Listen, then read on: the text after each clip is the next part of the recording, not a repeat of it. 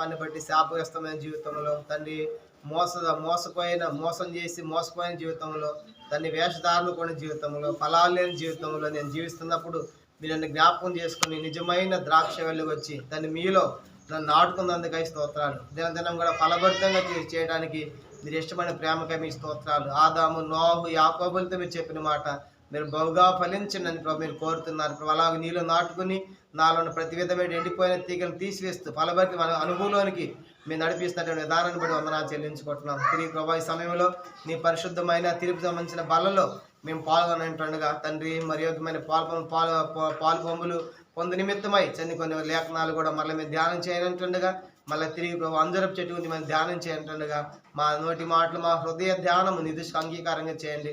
ఆయనకి దాసుని కూడా మీ సులుసాటిని మరుగుపరచండి. చిన్నపిల్లకి శబ్దాలు కూడా తప్పించము. పరిశుద్ధ వాతావరణం దయచేయమని సమస్త మహిమాఘనత మీకు ఆరోపిస్తూ యేసుక్రీస్తు వారి పరిశుద్ధమైన నామములో ప్రార్థించి వేడుకొనిచున్నాము తండ్రి, ఆమేన్. ప్రియులారా, ప్రభు యొక్క బలలో పాల్గొనకపోవడము దేవుని వాక్యంలో నుండి ఒక భాగాన్ని మనం చదువుకుంటాం. మత్తయి సువార్త 24వ అధ్యాయం. మత్తయి సువార్త 24వ అధ్యాయము ఈ దినమంతా కూడా మన ధ్యాన అంశము అంజరపు చెట్టు గురించి మనం ధ్యానం చేయని అన్నాం. మత్తయి సువార్త 24వ అధ్యాయము 32, 33 వచనాలు చదువుకుంటాం. మత్తయి సువార్త మాథ్యూస్ గాస్పెల్ చాప్టర్ 24. మత్తయి సువార్త 24వ అధ్యాయం 32, 33 వచనాలు మనం కలిసి చదువుకుంటాం. మత్తయి సువార్త 24వ అధ్యాయము 32, 33 వచనాలు చదవండి. అంజురపు చెట్టును చూచి ఒక ఉపమానము నేర్చుకొనుడి.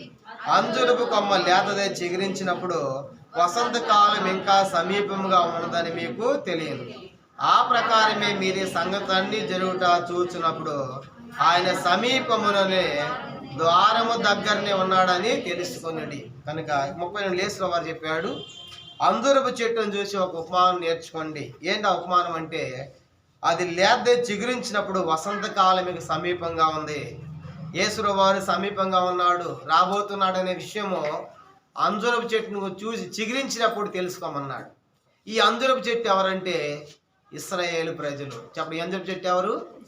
ఇశ్రాయేలు ప్రజలు. ఉదయకాలం మనం చూసాం. అంజూరపు చెట్టు దేని గుర్తుగా చూసాము? పాపి అయిన మనిషిని గుర్తు. అయితే ఈ అంజూరపు చెట్టు చిగురిస్తూ ఉంది. కనుక ఒకప్పుడు చెదిరిపోయిన ఇశ్రాయేలు ఒక దేశంగా ఏర్పడి వాళ్ళ అభివృద్ధి, వాళ్ళ టెక్నాలజీ వాళ్ళు విస్తరించేది మనం చూసినప్పుడు ఇప్పుడు ఈ ఇశ్రాయేలు అంజూరపు చెట్టు చిగురిస్తుంది. కాబట్టి యేసు వారు ద్వారము దగ్గర ఉన్నాడు, సమీపంగా ఉన్నాడు అనే విషయం తెలుసుకోమన్నాడు. కాబట్టి మత్తయి సువార్త 21వ అధ్యాయంలో అంజూరపు చెట్టు ఏమో పాపి అయిన మనుషునికి సాదృశ్యంగా మనం చూస్తే, ఈ అంజూరపు చెట్టు పాపి అయిన మానవుడు కాదు. ఈ అంజూరపు చెట్టు ఎవరు? ఇశ్రాయేలు జాతిని చూపిస్తూ ఉంది. ఇశ్రాయేలు యొక్క జాతి ఈ అంజూరపు చెట్టు. లూకాసు వార్త 13వ అధ్యాయంలో ఉన్న మరొక అంజూరపు చెట్టును మనం చూడవచ్చు. లూకాసు వార్త 13వ అధ్యాయం. లూకాసు వార్త 13వ అధ్యాయము 6 నుంచి 9 వచనాలు మనం కలిసి చదువుకుంటాం. లూకాసు వార్త 6వ అధ్యాయము 13వ అధ్యాయము లూకాసు వార్త 13వ అధ్యాయము 6, 7, 8, 9 వచనాలు మనం చదువుకుంటాం. మార్చి చదువుకుంటాము. లూకాసు వార్త 13వ అధ్యాయము 6 నేను చదువుతాను, 7 మీరు చదవండి. మరియు ఆయన వార్త ఈ ఉపమానం చెప్పాను. ఒక మనుష్యుని ద్రాక్ష తోటలో అంజూరపు చెట్టు ఒకటి నాటబడి ఉండెను. అతడు దాని పండ్లో వెతక వచ్చినప్పుడు ఏమీ దొరకలేదు. కనుక అతడు ఎదుగో 3 ఏళ్ల నుండి అంజూరపు చెట్టున పండు వెతకొస్తున్నాను కానీ ఏమీ దొరకలేదు. దీన్ని నరికివేయం, దీనివల్ల ఈ భూమి యాలవ్యర్థమైపోవాలని ద్రాక్ష తోటమాలితో చెప్పాను. అయితే వాడు, అయ్యా, నేను దాని చుట్టూ త్రవ్వి ఎరివే మటుకు ఈ సంవత్సరము కూడా ఉండనిమ్ము, అది ఫలించినా సరే లేని ఏళ్ళ నరికి వేయించమని అతనితో చెప్పాను. కనుక ప్రభు ఈ లేఖన భాగములు మనందరితో ఆశీర్వదించి మనందరితో మాట్లాడింది కాక. ఇక్కడ మనం గమనించామంటే ఈ లూకాసు వార్త 13వ అధ్యాయము 6, 9 వచనాల్లో ఇక్కడ కూడా ఒక అంజూరపు చెట్టును చూస్తున్నాము. ఈ అంజూరపు చెట్టు కూడా పాపి అయిన మనుషుని గుర్తుగానే ఉంది. మనం చూసామంటే మరి యేసు వారు చెప్పాడు ఈ ఉపమానము. కనుక గమనించండి, మరి 6వ వచనం. మరియు ఆయన వార్త ఉపమానం చెప్పెను, ఒక మనుష్యుని ద్రాక్ష తోటలో అంజూరపు చెట్టు ఒకటి నాటాడు. చెట్టు నాటాడు కానీ కనుక దానికి ఏమి లేవంట. 3 ఏండ్లను చూస్తా ఉంటే ఏమి లేవు, పండ్లు లేవు. కనుక యజమాని కోపం వచ్చింది. కానీ కోపం వచ్చి తోటమాలితో అన్నాడు, తోటమాలి, ఈ చెట్టు నరికివేయి కనుక ఫలాలు లేనప్పుడు దీని ద్వారా భూమి అంతా కూడా వ్యర్థమైపోతుంది కనుక అన్నప్పుడు అయ్యి ఆగు, ఈ సంవత్సరం ఆగు, నేను బాగా పాతిస్తాను, ఎరివేస్తాను, నీళ్లు పెడతాను, ఈ సంవత్సరం కూడా ఉండనేమో, తర్వాత చూద్దాం. అప్పటికి ఎంతకాలం అయిపోయింది? దానికి 3 ఏండ్లు అయిపోయింది. ఈ సందర్భం దేని గుర్తు చేస్తుందంటే పోయిన కాలం మళ్ళా తిరిగి రాదు. బాగా జ్ఞాపకండి, పోయిన కాలం మళ్ళీ తిరిగి కాలము చాలా విలువైంది. టైం ఏం పట్టుకోలేదు, ఎటు పట్టుకుంటే 12 దాకా ఇప్పుడు ఆగిద్ది అనుకో, ఆగదు. కనుక పోయిన సమయం తిరిగి రాదు. అందుకే సమయం పోనీక అజ్ఞానుల వలె జ్ఞానుల వలె నడుచుకోండి అన్న. కనుక సమయము చాలా ప్రాముఖ్యమైనది. కనుక టైం, కనుక ఏ టైంలో చేయాలో ఆ టైంలో చేయకపోతే తర్వాత ఎంతో గొప్ప నష్టం అనే విషయం మనకు అర్థమవుతుంది. ఇది సమయాన్ని తెలియజేస్తూ ఉంది. ప్రతి సందర్భంలో 3 ప్రధానమైన వ్యక్తులు మనం చూడవచ్చు. ఒక యజమాని ఉన్నాడు, ఆయన తోటలో అంజరపు చెట్టు నాటాడు.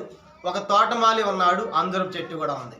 ఇక్కడ 3 పాత్రలు మనం చూడవచ్చు. మొదటి పాత్ర ఎవరంటే యజమాని. చెప్పండి, మొట్టమొదటి ఎవరంటే ఆయన యజమాని. రెండవది ఎవరంటే తోటమాలి. రెండో వ్యక్తి ఎవరు?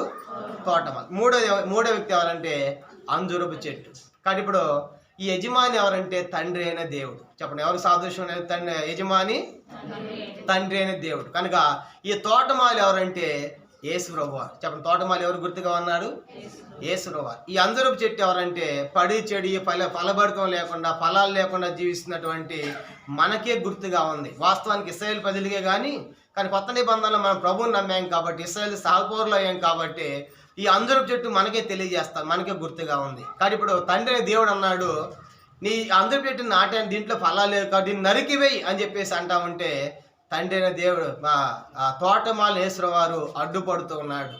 అందుకే సిలువలో కూడా యేసువారిని కనుక గడ్డం పెరిగేస్తా ఉంటే, ముండ్లకెట్ట పెడతా ఉంటే, ఉమ్మేస్తా ఉంటే ఏమని ప్రార్థన చేసి యేసువారు సిలువలు వేలాడుతూ, తండ్రి వీరేమి చేస్తున్నారు, వీరిని క్షమించు అని అడ్డుపడుతున్నాడు. కనుక అడ్డుపడుతున్నాడు. అయ్యా వీళ్ళ మీద ఒక్కరు రానియే తండ్రి, వీళ్ళని క్షమించు అని మాట చూస్తాం. కాబట్టి ఇప్పుడు మనకేం అర్థమవుతుందంటే ఈ యజమాని తండ్రి అనే దేవుడు అయితే, తోటమాలి యేసువారు అయితే అంజరపు చెట్టు నీవే నేనే. కానీ ఇప్పుడు ఎన్ని సంవత్సరాలు దాన్ని సేద్యం చేస్తున్నారు, ఎన్ని సంవత్సరాలు చూస్తున్నారంట? 3 ఏండ్లు. మొదటి సంవత్సరం అయిపోయింది, 2వ సంవత్సరం అయిపోయింది, 3వ సంవత్సరం కూడా అయిపోయింది. అయితే దాంట్లో ఏమి లేవు, ఫలాలు లేవు. కనుక యజమాని కోపం వచ్చింది. అనవసరం దీన్ని ఆ తోటలు నాటేనే, దీన్ని ఫలాలు లేనప్పుడు ఎదుగు బొదుగు లేనప్పుడు ఎందుకని చెప్పేసి తోటమాలి మీద కొట్టే అంటా ఉంటే తీర్పు చూడండి ఎంత త్వరగా వచ్చేసింది తీర్పు. ఫలాలు లేనప్పుడు వెంటనే ఏమంటున్నాడు, దాన్ని నరికివేయము. కనుక అదే చేత్తో పెంచి నరికివేయమంటే ఎలా ఉంటుంది? అది అయ్యా ఈ సంవత్సరం కూడా చూస్తాము అంటే ఇంకెంత టైం ఇవ్వబడుతుంది దానికి? ఇంకెంతకాలం ఇవ్వబడుతుంది? గ్రేస్ పీరియడ్ అనమాట అది. కనుక బోనస్ లాగా. కనుక ఈ సంవత్సరం చూస్తాము, మనం కొన్నిసార్లు అనుకుంటాం కదా, ఈసారి ఫైనల్ చూద్దాం, ఈసారి అవ్వకపోతే ఆ పని చేసేది అంటారు చూడండి. అట్లా ఇప్పుడు ఆ తోటమాలి కూడా ఈ ఒక్క సంవత్సరం చూస్తాము అని చెప్పేసి కూర్చోవాలి, తిరగదు కూర్చోవాలి. మనం గమనించామంటే ఎప్పుడైతే ఆ మాట ప్రభు చెప్పాడో ఈ సంవత్సరం చూస్తా ఉన్నప్పుడు ఇంకొక సంవత్సరం ఇవ్వబడుతుంది. దీని ద్వారా ఏమైపోయింది అంటున్నాము, లోకాసు వార్త 13వ అధ్యాయం 7వ వచనంలో అన్నాడు, దీని వలన ఈ భూమి ఏల వ్యర్థమైపోవాలని ద్రాక్ష తోటమాలతో చెప్పాను. దాని ద్వారా ఏం వ్యర్థమైపోయిందంట? నేల వ్యర్థమైపోయింది. అసలు ఈ యొక్క ఈ తోట ఏ తోట? అంజరపు తోట, ద్రాక్ష తోట. ద్రాక్ష తోటలు ఏముండాలి? ద్రాక్ష చెట్లే ఉండాలి. కానీ దీన్ని పెట్టుకున్నాడు ఎంతో ప్రత్యేకంగా. అంటే భూమి అర్థమైపోతుంది, అనవసరం దీన్ని వేశాను అని చెప్పేసి ఆయన బాధపడుతున్నాడు. ఇప్పుడు భూమి అర్థమైపోయింది, ఇంకేమి అర్థమైపోయింది ఆలోచన చేయండి. టైం, వెరీ గుడ్, సమయం అర్థమైపోయింది. అంటే 3 సంవత్సరాలు వేస్ట్ అయిపోయింది, ఫలాలు. కనుక మొదటిది భూమి అర్థమైపోయింది, రెండవది ఏమైపోయింది అంటే భూమి అర్థమైపోయింది, మూడవది వెరీ గుడ్, ఆ ప్రయాస, దానికోసం ఎంతో ప్రయాసపడ్డాడు. కనుక దాన్ని చేసిన సేవ అంతా ప్రయాస అంతా వ్యర్థమైపోయింది, మూడవది. ఇంకా 4 ఆ నీరు వ్యర్థమైపోయింది, వెరీ గుడ్. 3 సంవత్సరాల నుంచి తాగుతూ ఉంది కానీ ఫలాలు, నీరు వ్యర్థమైపోయింది, 4వది. ఇంకా ఎరువు, వెరీ గుడ్, ఎరువు. కనుక ఎరువు కూడా వేసాడు దీనికి. కనుక చుట్టూ తవ్వి అంటే ఎరువు వ్యర్థమైపోయింది, అంటే పెట్టుబడి అన్నమాట. అంటే అప్పు తీసుకొచ్చి మందు కూడా వేసాడు దానికి, అది కూడా వ్యర్థమైపోయింది, 5 అయిపోయింది. ఇంకా ఎదురు కూడా చూస్తున్నాడు, ఎన్ని వేసాడు కదా మరి. కనుక పండ్రాలు ఎదురు చూస్తున్నాడు. ఇంకా వ్యర్థమైపోయింది. ఇంకా ఏం వ్యర్థం చేసింది ఇది? ఇంకా పక్క కూడా అదే కదా, అది ఫలిస్తా ఉంటే ఇది అనవసరంగా అదే భూమి వ్యర్థమైపోయిందంటే అది ఫలించింది కానీ దీనికి దీన్ని వేస్ట్ అన్నాడు, ఈ చెట్టు వేస్ట్ అన్నాడు, దీని భూమి వ్యర్థమైపోయింది అన్నాడు. ఇంకా అదే దాన్ని అదే ప్రొటెక్షన్ ఎంత భద్రత ఇచ్చాడు. ఇప్పుడు ప్రశ్న ఏంటంటే వ్యర్థం చేసిన విషయాలు, అది భూమి వ్యర్థం చేసింది, నీరు వ్యర్థం చేసింది, ఎరువు వ్యర్థం చేసింది, యజమాని ప్రయాస సేవ వ్యర్థం చేసింది, కనుక ఇవన్నీ చేసింది. ఇంకా సమయాన్ని వ్యర్థం చేసింది. ఎన్నైనా మొట్టమొదటి భూమి అని అక్కడ రాసేముంది, భూమి వ్యర్థమైంది. రెండోది సమయం అని చెప్పారు, కాలం అయిపోయింది. మూడవది ఎరువు అని చెప్పారు. నాలుగవది నీరు అని చెప్పారు. ఐదవది సేవ అని చెప్పారు, ప్రయాస. ఇంకా చెప్పండి, ఇంకేం అర్థం చేసి ఉంటుంది? ఇంకొక 2 విషయాలు అవి మీకే జ్ఞాపకం చేస్తాను. చదవండి. లోకాసు వార్త 13వ అధ్యాయం 6వ వచనం చూడండి. 6వ వచనం చదివి చెప్పండి. ఆయన వారితో ఈ ఉపమానం చెప్పెను. ఒక మనుషుని ద్రాక్ష తోటలో అంజూరపు చెట్టు ఒకటి నాటబడి ఉండెను. చాలండి. కనుక ఇందాక మత్తయి సువార్తలో మనం చదువు 21 అంజూరపు చెట్టు అది నాటాడా త్రోవ పక్కన ఉందా? దానికి దీనికి వ్యత్యాసం ఏంటి? అదేమో త్రోవ పక్క దాని అంతటా అదే పడి మొలిచింది, ఇదేమో నాటాడంటే అర్థం ఏంటి? ఒక ప్రత్యేకమైన ఉద్దేశం ఉంది. చెప్పండి, యజమానికి ప్రత్యేకమైన. మీ ఇంట్లో ఒక చెట్టు నాటుతారండి, ఎందుకు నాటావు? దానికి మంచి ఫలం రావాలనో, లేకపోతే మంచి పువ్వులు రావాలి, ఫ్లవర్స్ రావాలని ఒక ఉద్దేశం ఉంది కదా. కానీ అదేమో పడి చెడి మొలిచింది అంజూరపు చెట్టు, అది వేరే. కనుక ఇప్పుడు ఇది ఈ ద్రాక్ష తోటలో పడి చెడి మొలిచింది కాదు, ఇది నాటబడి ఉండేను. అంటే అర్థం ఏంటి? ఎక్కడో తీసుకొచ్చి ప్రత్యేకంగా తవ్వి ఎంతో ప్రేమతో, ఓర్పుతో, సహనముతో, ఇష్టంగా నాటుకున్నాడు. అంటే దీని విషయంలో యజమానికి ఉన్న ఒక ఉద్దేశం ఉంది. కానీ ఇప్పుడు యజమాని ఉద్దేశాన్ని ఏం చేసింది? అంజూరపు చెట్టు వ్యర్థం చేసింది. యజమాని ఉద్దేశాన్ని వ్యర్థం చేసింది. తర్వాత నాటుకోవటం అంటే ఇంకెంత ప్రేమ. నేను కూడా చిన్నప్పుడు మా ప్రాంతంలో పసుపు కొమ్ములు ఉంటాయి, పసుపు కొమ్ములు. కనుక ఆ పసుపు కొమ్ములు తీసుకొచ్చేసి మా ఇంటి పెరట్లో ఆ పసుపు కొమ్ములు వేసేవాడిని. అది అంతైతే మొలవు కానీ రోజు పోయి చూసుకోవటం. కనుక ఎంత ఇష్టంగా ఉంటుందో నాటుకుంటే. కనుక అవి వచ్చి ఎదిగాయి, కనుక బాగా ఎదిగాయి. ఒకసారి ఏం చేశానంటే కొత్తిమీర వేయాలని చెప్పేసి ఈ ధనియాలు చల్లే, అవన్నీ కూడా ఎలుకలు వచ్చేసి మొత్తం తీసేసి వెళ్ళిపోయినాయి. అమ్మ ఈ పంట ఎక్కడ ఉండట్లేదని చెప్పేసి అది వదిలేసి రెండోసారి పసుపు కొమ్ములు నాటితే బాగా అంత ఎత్తి ఎదిగినాయి. తర్వాత ఆ పంట అంతా అయిపోయిన తర్వాత చూస్తుంటే మంచి పసుపు కొమ్ములు కూడా వచ్చినాయి. అవి నాటుకోవటం అంటే వాటి మీద ఎంతో ప్రేమ, ఇష్టం. కనుక ఆ పిల్లలు చూడండి, నాటారనుకోండి, పొద్దున్నే చూస్తూ ఉంటారు. రోజు అది చూడండి నిద్ర పట్టదు. ఎందుకు? ఎంతో ప్రేమతో నాటుకున్నాడు కాబట్టి. కానీ ఇప్పుడు ఇది కూడా దాని అర్థం ఏంటంటే యజమాని నాటాడు అంటే ఇప్పుడు ద్రాక్ష తోటలోకి రాగానే మొట్టమొదటి ద్రాక్ష తోట చూస్తాడా, ఈ చెట్టును చూస్తాడు అనుకుంటున్నారా? చెప్పండి, ఏ చెట్టు చూస్తారు తోటలోకి రాగానే? మొట్టమొదట అంజూరపు చెట్టు ఎక్కడుంది? అది ఎట్లా ఉంది? ద్రాక్ష తోట తర్వాత సంగతి. ఇది ప్రత్యేకంగా నేను నాటుకున్నాను, ఇది అంతా ద్రాక్ష తోటలే, కనుక చూడాల్సిన అవసరం లేదు. కనుక ఇది ప్రత్యేకంగా నాటుకున్న ఒక ఉద్దేశంతో దాన్ని చూస్తున్నాడు. రెండవదిగా ప్రేమతో నాటుకున్నాడు, ఎంతో ప్రేమ కదా. కానీ ఇప్పుడు యజమాని ప్రేమను ఏం చేసింది? ఆ ద్రాక్షతో అంజూరపు చెట్టు వ్యర్థం చేసింది. ఇప్పుడు 7 వచ్చేసినాయి. మొట్టమొదటిది ఏంది? భూమి వ్యర్థమైపోయింది. రెండవదిగా కాలము సమయం వ్యర్థమైపోయింది. మూడవది ప్రయాస వ్యర్థమైపోయింది, సేవ వ్యర్థమైపోయింది. 3 సంవత్సరాలు కష్టపడ్డాడు, వ్యర్థమైపోయింది సేవ. నాలుగవదిగా ఎరువు వ్యర్థమైపోయింది. ఐదవది నీరు వ్యర్థమైపోయింది. ఆరవది యజమాని యొక్క ఉద్దేశము ఏదైతే నాటుకున్నాడు, ఇప్పుడు వద్దు నాకు వద్దు నరికేసాయి అంటున్నాడు, అంటే యజమాని ఉద్దేశం వ్యర్థమైపోయింది. తర్వాత యజమాని ప్రేమ కూడా, ఎంత సేవ చేశానే, కనుక ఎంత కష్టపడ్డానే, కానీ దీనిలో ఫలం లేనప్పుడు ఎందుకు అని చెప్పేసి ఆ ప్రేమ కూడా పోగొట్టుకుంది.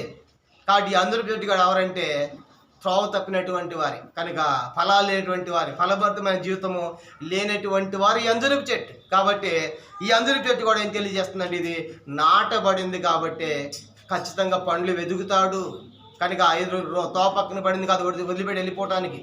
ఈ అంజూరపు చెట్టు దేని గుర్తుగా ఉంది? దేవుని యొక్క సంఘములో నిన్ను కూడా ఒక చెట్టుగా నాటాడు, ఒక అంగంగా చేశాడు నిన్ను కూడా.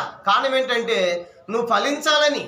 నీ ద్వారా నీరంటే దేవుని యొక్క వాక్యం. ఎంత వాక్యం వ్యర్థమైపోయింది, ఎన్ని వర్తమానాలు విన్నావు, నీకోసం ఎంత పెట్టుబడి క్రయం చెల్లించి ఖర్చు పెట్టి కూడికలు మీటింగ్లు ఏర్పాటు చేస్తున్నాం, ఎంత ఖర్చుబడి వ్యర్థమైపోయింది, ఎన్ని సంవత్సరాలు వ్యర్థమైపోయి నీ జీవితంలో ఫలాలు లేకుండా.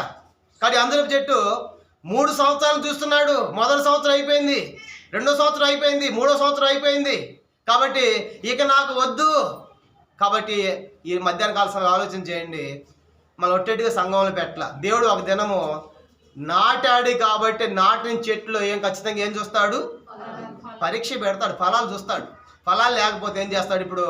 ఇప్పుడే గొడ్డలు చెట్ల వేరున ఉంచబడి ఉన్నది, మంచి ఫలములు ఫలింపని ప్రతి చెట్టు నరకబడి మత్తయి 3:10. కాబట్టి నరికివేయమంటున్నాడు. కాబట్టి ఈ మధ్యన ఆలోచన చేయాలి. మనకి దేవుని సంఘం ఇచ్చాడు, దేవుని మందిరం ఇచ్చాడు, దేవుని వాక్యం ఇచ్చాడు, దేవుని సేవకులను ఇచ్చాడు, వార కార్యక్రమాలు, సంఘ ప్రార్థన, ఉపవాస ప్రార్థన, బైబిల్ స్టడీలు, ఆన్లైన్ ప్రార్థనలు, కనుక VBSలు, కనుక యూత్ మీటింగులు, కనుక యూత్ క్యాంపులు, కనుక ప్రత్యేకమైన కూడికలు. ఇవన్నీ దేనికోసం? తిని తాగడానికి కాదు. ఇవన్నీ దేనికోసం అంటే నువ్వు ఆత్మీయంగా ఫలించాలి. దినదినము కూడా అభివృద్ధిలోనికి రావాలి. యజమాని యొక్క ఉద్దేశంలోకి నువ్వు రావాలి. యజమాని యొక్క ఉద్దేశం ఏంటి? నువ్వు ఫలించాలి. కనుక ఆయన ప్రేమను అర్థం చేసుకోవాలి. కనుక ఆదాముతో చెప్పాడు, నోహుతో చెప్పాడు, యాకోబు చెప్పాడు, మీరు ఫలించాలని. కాబట్టి ఇవన్నీ పురస్కరించుకొని చివరికి నీ ద్వారా వ్యర్థమే అయితే, ఫలం లేకపోతే అంటాడు, అనవసరంగా నిన్ను పెట్టాను ఆ సంఘంలో, ఆడ కూర్చున్నావు కదా, ఆ స్థలం వేస్ట్ అయిపోయింది కూర్చుని. వేరే వాళ్ళు కూర్చుంటే వాక్యం వింటే వాళ్ళు మారుమోసు పొందేవాళ్ళేమో, వాళ్ళు ఫలించేవాళ్ళేమో. కనుక ఈ చెట్టుని తీసేయి, తీర్పు రాబోతుంది. కనుక చెట్టు నరికేమంటే అర్థమేంటి? దేవుని యొక్క తీర్పు ఒక్కరు దిగబోతుంది. ఫలాలు ఫలించకపోతే ఫలింపని ప్రతి చెట్టు నరకబడి అగ్నిలో వేయబడుతుంది. కానీ తీర్పు రాబోతుంది, జాగ్రత్త. కాబట్టి దేవుని సంఘములో మనం ఫలించాలి, వ్యక్తిగతంగా ఫలించాలి, కుటుంబంగా ఫలించాలి, సంఘముగా దినదినము కూడా ఫలభరితమైన జీవితంలోకి రావాలి. ఫలించడం అంటే మంచి ఇంటి కట్టుకోవటము, లేకుంటే మంచి ఉద్యోగాలు రావటము, కార్లు కొనుక్కోవటము, బిల్డింగులు కొనుక్కోవటము, పొలాలు కొనుక్కోవటము, ఇవన్నీ ఫలించడానికి ఉంటాం. ఇది కాదు ఫలించడం అంటే. చూడండి, యోహాను పత్రిక ఒక మాట చూస్తాము. యోహాను పత్రిక, 3వ యోహాను పత్రిక, యోహాను రాసిన 3వ పత్రిక 2వ వచనం. ఫలించటం అంటే, వర్ధిల్లటం అంటే ఏంటంట? యోహాను రాసిన 3వ పత్రిక 1వ అధ్యాయం 2వ వచనం. యోహాను రాసిన 3వ పత్రిక 2వ వచనం చూడండి. ప్రియుడా, నీ ఆత్మ వర్ధిల్లుచున్న ప్రకారము నీవు అన్ని విషయముల్లో వర్ధిల్లుచు సౌఖ్యముగా ఉండవాలని ప్రార్థించుచున్నాను. కనుక ప్రియుడా, నీ ఆత్మ వర్ధిల్లుచున్న ప్రకారము మొట్టమొదట ఆత్మలో వర్ధిల్లాలి, ఆ తర్వాత అన్ని విషయాలు వర్ధిల్లాలి. కనుక రాయబడిన మాట అదే కదా. కనుక ఆ తర్వాత అన్ని విషయముల్లో వర్ధిల్లు సౌఖ్యముగా ఉండాలి. మొట్టమొదటి దేంట్లో వర్ధిల్లాలంట? చెప్పండి, మొట్టమొదటి దేంట్లో వర్ధిల్లాలి? ఆత్మలో వర్ధిల్లాలి. కనుక ఇప్పుడు ప్రశ్న ఏంటంటే, చాలా మందిని ప్రైజాడక్క బాగుందంటే, దేవుడు మనం బాగా ఫలింపజేశాడక్క, 2 బిల్డింగులు కొన్నాం, 2 కార్లు కొన్నాం, 2 ఇళ్ళు కొన్నాం, 4 పిల్లలు, కనుక ఇంత భూమి, కనుక ఎంత ఆశీర్వాదము, ఎంత ఫలభరితం మా జీవితం అంటారు. ఇది కాదు ఫలభరితం అంటే. ఆత్మలో ఎట్లా ఉన్నావు? ఆత్మీయ జీవితం ఎట్లా ఉంది? నీ ప్రార్థన ఏంటి? నీ వాక్యం ఏంటి? నీ సువార్తలు ఎట్లా ఉన్నావు? ప్రేమలు ఎట్లా ఉన్నావు? అది వర్ధిల్లేది, అది మొట్టమొదటి వర్ధిల్లాలి. ఈ బిల్డింగులు, కార్లు ఇచ్చే కాదు, నీతో పాటు ఆత్మలో వర్ధిల్లుట. ఈ దినాల్లో మనం చూసినామంటే భౌతికంగా వర్ధిల్లుతున్నాం. వీళ్ళ మీద ఇళ్ళు కేశవ కూడా చెప్పాడు, ఇంటికి కలుపుకుంటారంటే పొలం కలుపుకోవడం శ్రమ అన్నాడు. కనుక అవి కలుపుకోవడం వర్ధిల్లు తప్పేమి కాదు, దేవుడు ఇస్తే. కాబట్టి అది అడగట్లేదు ప్రభువు. ఆత్మలో ఎట్లా ఉన్నావు? ఆత్మీయ జీవితంలో ఒకప్పుడు ప్రార్థన ఎంత చేశాడు, ఇప్పుడు ప్రార్థన ఎట్లా ఉంది? ఒకప్పుడు మందిరం అంటే ఎంతగా ప్రేమించి ఇప్పుడు ఎట్లా ఉన్నావు?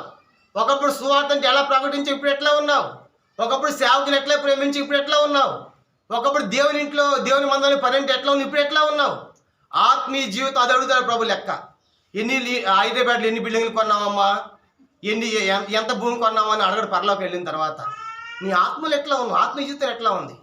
ఇక్కడ ఆత్మలో వర్ధిల్లితే మిగతా దేవుడు ఇస్తాడు. అందుకే సొలొమోను అడిగాడు, నీకేం కావాలన్నప్పుడు ఏమన్నాడు సొలొమోను?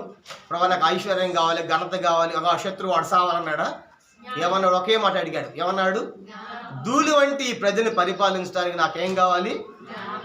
నువ్వు జ్ఞానం అడిగావు కాబట్టి, శత్రులు ప్రాణం అడగలేదు కాబట్టి, ఐశ్వర్యం అడగలేదు కాబట్టి, నీకు ఆ జ్ఞానంతో పాటు ఐశ్వర్యము, ఘనత, తర్వాత ఇంకేమి ఇచ్చాడు. కనుక ఐశ్వర్యము, ఘనత, కనుక శత్రు ప్రాణం అడగలేదు కాబట్టి వాటితో పాటు నీకు అన్నీ ఇస్తా అన్నాడు. కాబట్టి ఈ మధ్యాహ్నం మనం ఎలా ఉన్నాం? ఆత్మలో ఎట్లా ఉన్నాం? ఆత్మీయ జీవితంలో ఎలా ఉన్నాం? కాబట్టి భౌతికంగా బాగానే ఉన్నాం. భౌతికంగా ఇళ్ళు ఉన్నాయి, వాకులు ఉన్నాయి, పిల్లలు ఉన్నారు, కనుక ఇవన్నీ వర్ధిల్లుతూ ఉన్నాం. ఇది తప్పేమీ కాదు. కానీ దీనికంటే ప్రాముఖ్యమైనది ఆత్మలో ఎలా ఉన్నాం. కాబట్టి ఎవరిని అడగగానే ప్రైజాడక్క బాగుందంటే, చాలా బాగున్నాం బ్రదర్. ఆత్మలో ఎట్లా ఉన్నావు అక్క? చల్లారిపోయినక్క, మందానికి వెళ్ళలేదు. చెప్పగలవా? నేను ఆత్మలో బాగున్నానని? అప్పటికంటే ఎక్కువ ప్రార్థన చేస్తానని చెప్పగలవా? అప్పటికంటే మందానికి ఎక్కువ వెళ్తానని చెప్పగలవా? ఆత్మలో ఎట్లా ఉన్నావు? కాబట్టి ఆత్మలో వర్ధిల్లాలి. ఎందుకంటే ఆత్మ, శరీరం రెండు ఒకదానికొకటి విరోధం. కనుక ఏంటంటే ఆత్మ వెళ్దాంప మందానికి అంటా ఉంటే, ఇప్పుడేం పోతావు లెక్క, వీళ్ళు రాలేదు కదా, వర్షం కదా, చలి కదా అని శరీరం నిన్ను బలహీనపరుస్తుంది. ఆత్మ సిద్ధమే కానీ శరీరము బలహీనం. కాబట్టి ఆత్మలో వర్ధిల్లాలి కదా. దినదినము కూడా ఆత్మీయ జీవితంలో వర్ధిల్లాలి. కాబట్టి దేవుడు ఆత్మ కాబట్టి ఆయన కలుసుకోవాలంటే ఆత్మలో మనం బాగుండాలి. కాబట్టి ఎవరైనా అడిగినప్పుడు ఈసారి ప్రైజ్ ఆడంటే బాగున్నారు, ఆత్మలో ఎలా బాగున్నారని అడగండి. ఆత్మీయ జీవితం ఎలా ఉంది అక్కని అడగండి. చాలా డల్ అయిపోయిందయ్యా నా మాట నేను కూడా చెప్పగలను. కనుక ఎంతో చల్లారిపోయాం. ఒక దినాలతో పోల్చుకుంటే ఈ దినాల్లో ప్రభుత్వ దినాల్లో విశ్వాసం కనుగొనని చెప్పండి. ఇదిగా పరిస్థితులు ఏమైనా కావచ్చు, రకరకాల పరిస్థితుల ద్వారా ఆత్మీయ జీవితంలో అడుగంటిన స్థితిలో మన ఆత్మీయ జీవితాలు ఉన్నాయి. కాబట్టి ఈ దిన ప్రభు అడుగుతున్నాడు, ఇది ఎంత అర్థమైపోయింది, ఎన్ని సంవత్సరాలు అర్థమైపోయాయి. కాబట్టి ఇంకొక సంవత్సరం ఇస్తా, ఈ సంవత్సరం ఉండనిమ్ము అని బదులాడుతున్నా అంటే ఈ సంవత్సరం ఉంచాడు. కారణం ఏంటంటే ఇంకా నువ్వు ఫలిస్తావేమోనని. అది ఫలించినా సరి, లేని ఎళ్ళ నరికి వేయించు. అంత అనుమానం లేదు. కష్టపడి పెంచుకొని ఎదిగింపజేసి ఇప్పుడు ఫలాలు లేవు కాబట్టి నరికి వేస్తే ఎలా ఉంటుంది. కాబట్టి దేవుని ప్రజలముగా ఈ మధ్యాహ్నము ప్రభు దేవుని యొక్క సంఘంలోని పెట్టాడు. ఎందుకంటే నువ్వు ఫలాలు ఫలించాలని. ఇంకో విషయం ఏంటంటే అసలు ఈ ద్రాక్ష తోటలో అంజూరపు చెట్టు ఉండకూడదు. ఏ చెట్టు ఉండాలి? ద్రాక్ష తోట చెట్టే ఉండాలి. అంటే దాని స్థానం నీకు ఇచ్చాడు. చెప్పండి, దాని స్థానము, దాని చోటు నీకు ఇచ్చాడు. ఏ చోటు? ద్రాక్ష చెట్టు ఉండవలసిన చోటు నీకు ఇవ్వబడింది. ఎంత గొప్ప ఆధిక్యత. కాబట్టి అయ్యో నన్ను ఒక్కడాన్ని పెట్టావు కనుక నాకు ఇచ్చే ఈ స్థానం అని మన ప్రభువును స్తుతించాలి. మనకిచ్చిన స్థానం మనం గుర్తించకపోతే దేవుడు తీసేస్తాడు ఆ స్థానం. ఉదాహరణ బైబిల్ ఎంతోమంది, మొదటి రాజు ఎవరు? ఇశ్రాయేలు మొదటి రాజు ఎవరండి? సౌలు. కనుక సౌలు దేవుని మాట వినలేదు కాబట్టి తొలగించింది ఎవరు? దేవుడే. ఎవరిని పెట్టాడు సౌలు ప్లేస్లో? నువ్వు నాకు పనికి రావు, నా ఉద్దేశం, నా చిత్తాన్ని నెరవేర్చలేదు కాబట్టి ఈ స్థానం నీకొద్దని సౌలు దావీదుని పెట్టాడు. సౌలు దించాడు, దావీదుని పెట్టాడు. తర్వాత అహష్వేరోషు రాజు భార్య ఎవరండి? వస్తి. ఎవరంటే ఆమె వస్తి. రాణిని చేశాడు. రాణిని చేస్తే ఆ రాణి యొక్క స్థానం విలువ నాకు అర్థం కాలేదు. ఇప్పుడు ఆమెను తీసేసి ఇప్పుడు ఆమె ప్లేస్ ఎవరు వచ్చారు? ఒక పేదరాలు, తల్లిదండ్రులు లేనిది. కనుక ఎస్తేరు రాణి అయింది. ఎంత గొప్ప ఆధిక్యత. అంటే మనకిచ్చిన యొక్క స్థానం యొక్క విలువ మనం తెలియనప్పుడు దేవుడు తీసివేస్తాడు. దాన్ని ఫిల్ఫిల్ చేయనప్పుడు దేవుడు తీసేస్తాడు. కాబట్టి ఈ మధ్యాహ్నం ప్రభు యొక్క ఉద్దేశం ఏంటంటే మన జీవితాల్లో మనం ఫలాలు ఫలించాలి. కనుక అందరూ పెట్టి వాళ్ళే మనం అట్లా ఉండకూడదు. మన ద్వారా భూమి అర్థమైపోకూడదు. కాలం ఇప్పటికి ఎంతో కాలం వ్యర్థమైపోయింది. పోయిన కాలం మళ్ళీ తిరిగి రాదు. యవనస్తులైతే ప్రత్యేకంగా మీరు చదువుకునే టైంలో సమయం అంతా వ్యర్థం చేసుకుని ఆ చివరి మూమెంట్లో కష్టపడాలంటే కష్టం. సమయం, కాలం యొక్క విలువ ఎంతో గొప్పది. కాబట్టి ఒక నీటి చుక్క విలువ ఎంతో, ఒక కాలం కూడా అంతే, అంత ప్రాముఖ్యమైనది కాలం. మళ్ళీ తిరిగిపోయిన టైం మళ్ళీ మనకు రాదు. కాబట్టి భూమి అర్థం అవ్వద్దు, కాలం అర్థం అవ్వద్దు. నీకోసం ఎంత సేవ చేశాడు ద్రాక్ష తోటలో ఆ తోటమాలి, ఎంత ఎండకు ఓడ్చుంటాడు. వర్షానికి చూడండి, రైతు ఉన్నాడు అనుకోండి, పొలంలో ధాన్యం ఉంది, పత్తి ఉందో, మిరపకాయ ఉందో, ధాన్యం ఉందో, వడ్లు ఉన్నాయో, ఇంట్లో పడుకున్నాడు, రాసు ఉంది. వర్షం పడతా ఉంటే నిద్ర పడితే రైతుకి పరిగెడతా రాత్రి. కనుక రాత్రి అనక, పగలనక, చలి అనక, మంచు అనక దానికోసం ఎంత కష్టపడ్డాడు. ఆ సేవ అంతా వ్యర్థమైపోయింది కదా, ఎంత బాధపడతాడు. కాబట్టి ఎంత ఎరివేశాడు. ఎంతోమంది రైతులు ఆత్మహత్య చేసుకున్నారు. ఎందుకంటే 10 లక్షలు పెట్టుబడి పెట్టే ఈ పంట మీద ఈ పంట అంతా రాలేదు కాబట్టి అప్పు ఎలా తీర్చాలని ఎంత బాధపడుతున్నారు రైతులు. ఎంత ఎరువు నీకు వేసాడు, ఎంత వాక్యం ఇచ్చాడు. నీరంటే కూడా వాక్యమే. ఎంత వాక్యం నీకు ఇవ్వబడింది. ఇవన్నీ పురస్కరించుకొని చివరికి నీ లోపల ఫలాలు లేవంటే ఇక నరికి వేస్తే ఏమన్నా అన్యాయం అనిపిస్తుందా? ఏమి లేదు, న్యాయం అనిపిస్తుంది. కానీ నిజమే కదా, ఇన్ని ఇచ్చినప్పుడు కూడా నీలో ఫలాలు లేవు కదా, కాబట్టి నువ్వు నరికి వేయబడుతున్నావు. కాబట్టి ఈ అంజరపు చెట్టులా మనం ఉండకూడదు. వాస్తవానికి అంజరపు చెట్టు ఇందాక కూడా చెప్పాను ఆరాధన వర్తమానంలో, ఇది పాలస్తీనా దేశంలో రోడ్ల పక్కన విరివిగా పెరుగుతుంది. 15 అడుగుల ఎత్తు ఎదుగుతుంది, 25 అడుగుల వెడల్పది విస్తరిస్తుంది. కనుక ఎవరు పెంచకుండానే ఆటోమేటిక్గా పెరుగుతుంది. కొంతమంది నీడ కోసము ఇండ్ల దగ్గర కూడా నాటుకుంటారు పాలస్తీనా దేశంలో అంజరపు చెట్టు. ఈ అంజరపు చెట్టు గురించి ఇప్పుడు 7 విషయాలు చూసాము. ఈ అంజరపు చెట్టుని ఎలా ఉపయోగించారంటే 7 సంగతులు మీకు దేని యొక్క వాక్యం మీకు జ్ఞాపకం చేయాలని కోరుతున్నాను. చూడండి, దాంట్లో మొట్టమొదటిగా ఈ అంజరపు చెట్టు ఏంటంటే మంచి ఫలాలు ఇచ్చేది. న్యాయాధిపతుల గ్రంథము ఒక 7 సంగతులు మనం చూసుకుని మనం ముగిస్తాం. న్యాయాధిపతులు 9వ అధ్యాయం. ఈ అంజరపు చెట్టు గురించి మనం ఒక 7 సంగతులు మనం చూస్తాము. న్యాయాధిపతుల గ్రంథము 9వ అధ్యాయం. న్యాయాధిపతులు 9వ అధ్యాయము 10వ వచనం. న్యాయాధిపతుల గ్రంథము 9వ అధ్యాయము 10వ వచనం చదవండి. అప్పుడు చెట్లు నీ వచ్చి మమ్మల్ని ఏలుమని అంజరపు చెట్టును అడుగగా అంజూరపు చెట్టు చెట్ల మీద రాజునే ఉండి అటు ఇటు ఊగుటకు నా బాధుర్యమును నా మంచి ఫలములను నేను ఇయ్యక మానొద్దని వాడుతా. నేను చెట్లన్నీ కూడా ఒకసారంట చెట్లన్నీ కూడా రాజుని పెట్టుకోవాలనుకున్నాయి అంట. చెట్లన్నీ కూడా వచ్చి మొట్టమొదటి అడిగినాయి అంట అంజూరపు చెట్టు దగ్గరికి వచ్చి, అంజూరపు చెట్టు మా మీద రాజుగా ఉండు, కనుక మా మీద అధికారిగా ఉండు అని చెప్పి అడిగితే అంజూరపు చెట్టు ఏమంది, నేను మంచి ఫలాన్ని ఇచ్చేదాన్ని, మాధుర్యమని ఫలం ఇచ్చేదాన్ని, అది ఇవ్వకుండా మీ మీద రాజు ఏంటిపోయింది కాబట్టి నేను ఒప్పుకొని దానికి అంది. కనుక దాక్ష చెట్టు అట్లా చెప్పింది. తన మొండ చెట్టు దగ్గరికి వెళ్ళాడు. అడిగితే మొండ చెట్టు అంది, నేను మీ మీద అధికారిగా ఉంటాను, రాజుగా ఉంటాను పెట్టుకున్నాను. కనుక ఈనాడు సంఘంలో కూడా గొడవలు, అనేకమైన సంఘాల గొడవల కారణం ఏంటంటే ఈ మొండ్ల చెట్టు లాంటి వారికి అధికారాలు కావాలి. కనుక అలాంటి ఎవరంట, మొండ్ల చెట్టు లాంటి వారు. ఫలాలు ఫలించే వాళ్ళు ఏమంటారు, నాకెందుకన్నా అధికారం, నాకెందుకన్నా పదవి, నాకెందుకన్నా పెత్తనము అని అనేవాళ్ళేమో ఈ అంజూరపు చెట్టు లాంటి వాళ్ళు, ద్రాక్ష చెట్టు లాంటి వాళ్ళు.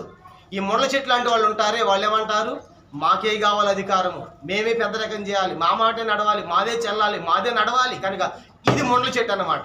కానీ ఇప్పుడు అంజూరపు చెట్టు ఏమంటుందంటే, నేను మంచి ఫలాన్ని ఇచ్చేదాన్ని, మాధుర్యమైన ఫలాన్ని ఇచ్చేది కాబట్టి నేను మీ మీద రాజుగా ఉండను అంటే అంజూరపు చెట్టు యొక్క మొదటి లక్షణం ఏంటది, మంచి ఫలాలు ఇచ్చేది, మాధుర్యమైన ఫలం ఇచ్చేది. కాబట్టి అలా ఉంది అంజూరపు చెట్టు, ఇది మొదటి లక్షణం. రెండోది చూడండి, ఇంకా అంజూరపు చెట్టు ఎలా ఉపయోగించారంటే దాన్ని మంచి ఫలం ఇచ్చేదిగా చూసాము. రెండవది మొదటి సమూయేలు గ్రంథం 30వ అధ్యాయం, మొదటి సమూయేలు గ్రంథం 30వ అధ్యాయము 11-12 వచనాల్లో ఇక్కడ కూడా అంజూరపు చెట్టుని ఎలా ఉపయోగించారో చూడండి. మొదటి సమూయేలు గ్రంథం దాని యొక్క రెండో లక్షణం, మొదటి సమూయేలు గ్రంథం 30వ అధ్యాయము 11-12 వచనాలు. పొలంలో ఒక ఐగుప్తుడు కనబడును, వారు దావీదు నదికి వచ్చి తోడుకొని వచ్చి వాడు 3 రాత్రి మేకలు అన్నపానములేమి పుచ్చుకొనలేదని తెలుసుకొని వారికి భోజనం పెట్టి దాహం ఇచ్చి అంజూరపు అడల్లోని ముక్కలను 2 ద్రాక్ష గెల్లని వానికి ఇచ్చిరి. వాడి భోజనము చేసిన తరువాత వాని ప్రాణము తెప్పరెల్లగా దావీదు భార్యలు అందరూ కూడా ఫిలిష్తీయులు తీసుకొని పోయారు.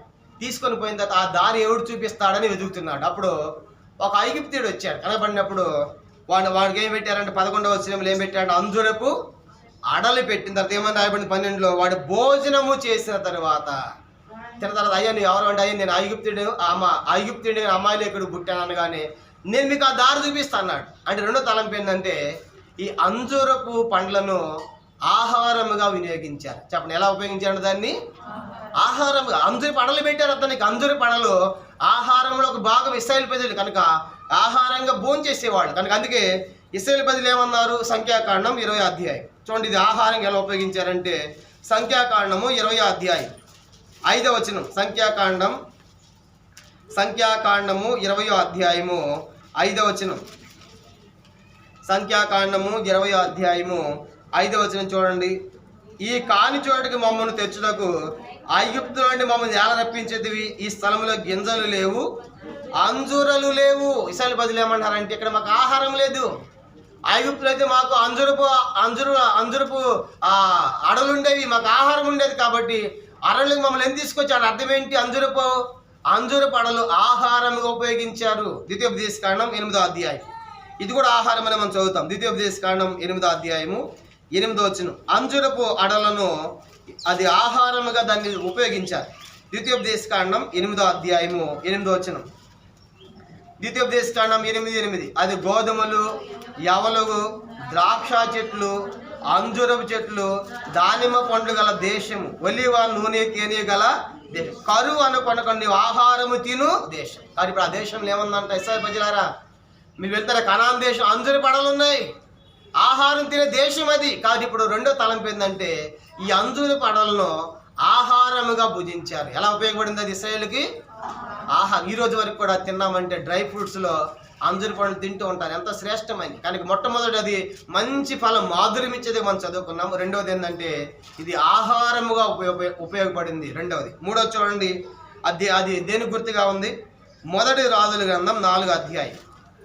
మూడవదిగా అంజూరపు చెట్టు దేని గుర్తుగా ఉంది, మొట్టమొదటిగా మంచి ఫలము మాధుర్యం ఇచ్చేది, రెండవదిగా అది ఆహారంగా ఉపయోగపడింది. మూడవది మొదటి రాజులు 4వ అధ్యాయం 25వ వచనం, చదివి మీరే చెప్పాలి. మొదటి రాజుల గ్రంథము 4వ అధ్యాయం, మొదటి రాజులు 4వ అధ్యాయము 5వ వచనంలో. మూడవదిగా ఈ అంజూరపు చెట్టు దేనికి ఉపయోగించబడింది, మొదటి రాజులు 4:25 చదవండి.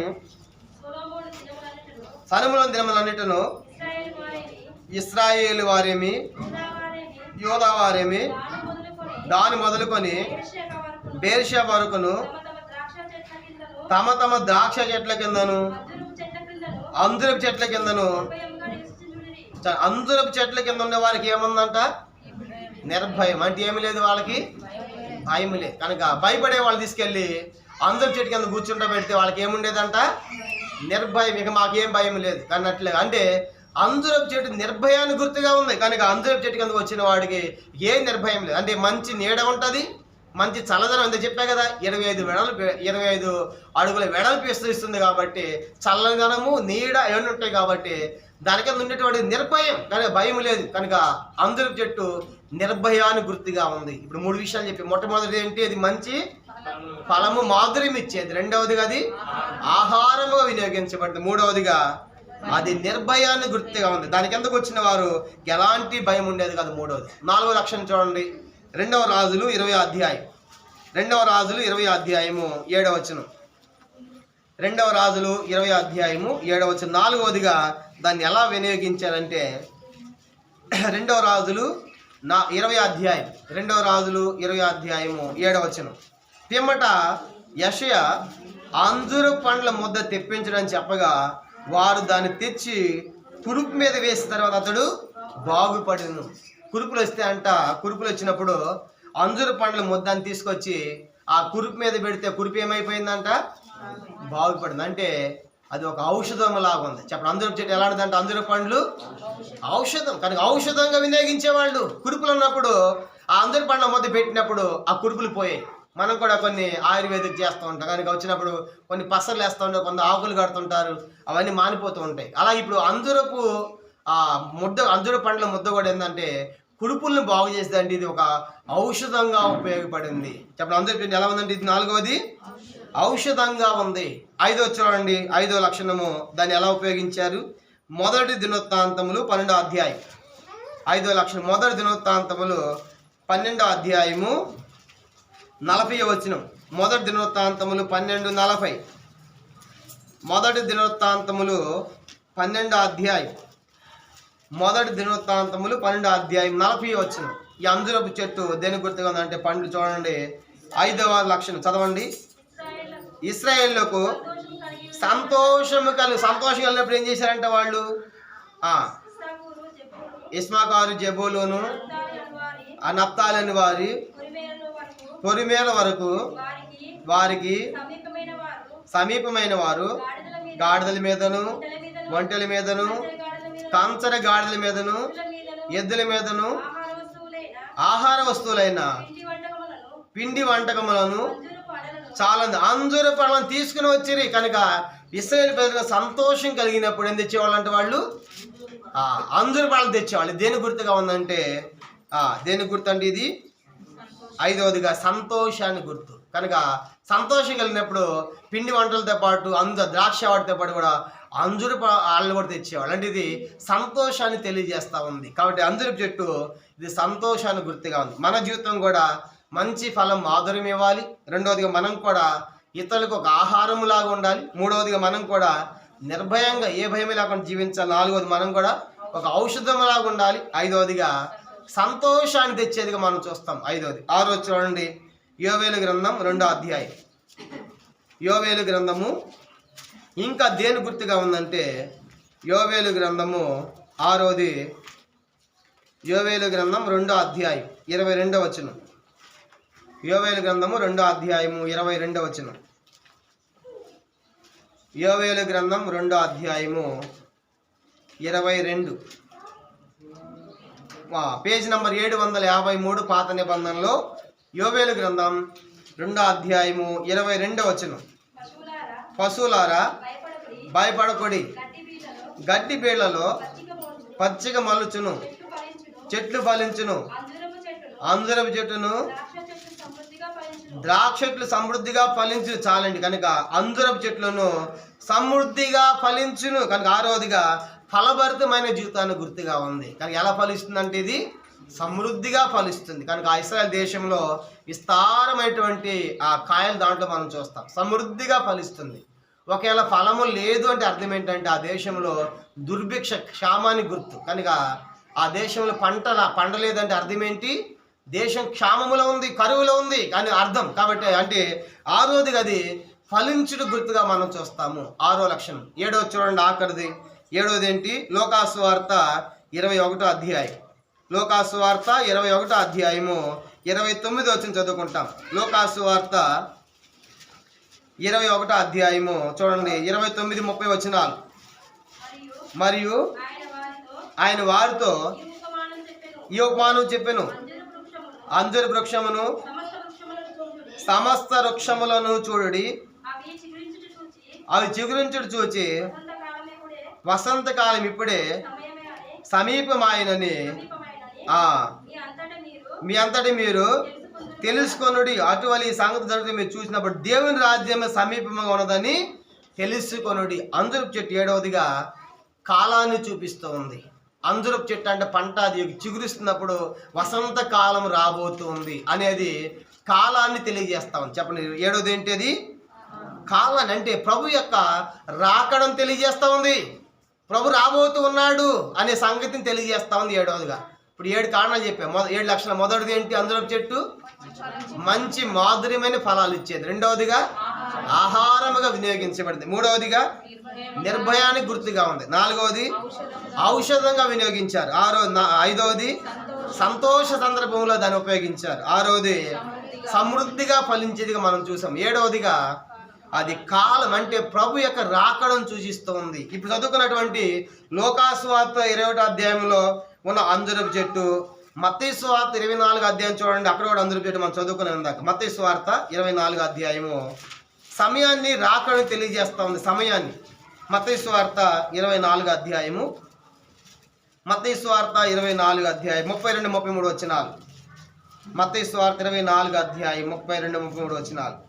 అంజూరపు చెట్టు, మత్తయి సువార్త 24, 32. అంజూరపు చెట్టును చూచి ఒక ఉపమానం నేర్చుకొనుడి. అంజూరపు కొమ్మ లేత చిగురించినప్పుడు వసంతకాలం ఇంకా సమీపంగా ఉన్నదని మీకు తెలియను. 33 చదవండి. ఆ ప్రకారమే. ఏ ప్రకారము? అంజూరపు చెట్టు చిగురించిందే అది జరిగినప్పుడు మీరు ఈ సంగతులన్నీ జరుగుట చూచినప్పుడు ఆయన అంటే యేసుక్రీస్తు సమీపముననే ద్వారము దగ్గర ఉన్నాడని తెలుసుకోండి. ఇప్పుడు చెప్పండి, అంజూరపు చెట్టు దేన్ని తెలియజేస్తామంటే యేసు యొక్క రాకను తెలియజేస్తుంది. 7వది అంజూరపు చెట్టు మీరు చిగురించిన చూసినప్పుడు ఆయన సమీపంగా ఉన్నాడు, ద్వారం దగ్గరే ఉన్నాడు, సమయం అయిపోయింది, రాబోతున్నాడు. 2వ రాకలు అనేది తెలియజేస్తుంది అంజూరపు చెట్టు. కాబట్టి ఇప్పుడు ఈ అంజూరపు చెట్టు ఎవరంటే ఇశ్రాయేలు ప్రజలు.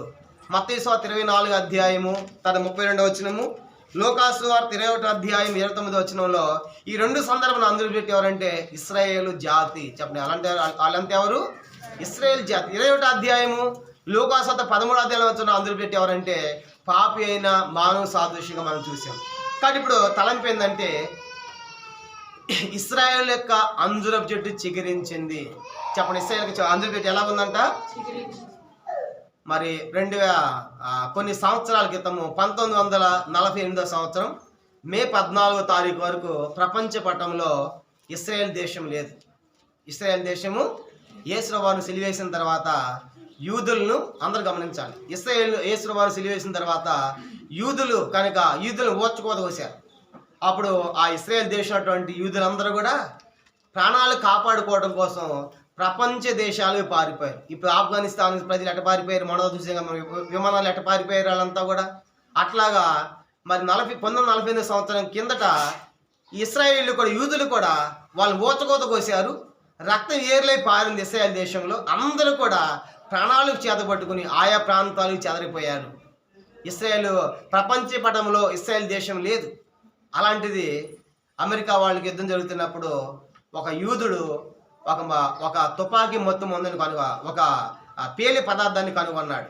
మొక్కజొన్న పిండితో కనుగొన్నప్పుడు వాళ్ళు అడిగారు, నీకేం కావాలి చెప్పి, ఇంత గొప్ప పేలేటువంటి బాంబుని కనుగొన్నావు కదా, కాబట్టి నీకేమి ఇవ్వాలని కోరమంటే ఒక ఇశ్రాయేలీయుడు, ఒక యూదుడు ఏడ్చుకుంటే ఏమడిగాడు తెలుసా? అయ్యా, మాకేం కావాలంటే మాకు స్వాతంత్ర్యం కావాలి, మా దేశం మాకు కావాలి. యేసువారిని సిలువేసిన తర్వాత మేము ప్రపంచ దేశాలకు పారిపోయాం కాబట్టి మాకు దేశం లేదు. కాబట్టి ఇప్పుడు మాకేం కావాలి, మీరు మమ్మల్ని ఏం చేయాలి, ఒక దేశముగా గుర్తించండి, మాకు దేశాన్ని ఇవ్వండి అని అడిగారు. అలాగూ 1948 సంవత్సరం మే 14వ తారీఖున మళ్ళా ప్రపంచ పటంలో ఏ దేశం వచ్చింది? ఏ దేశం వచ్చింది?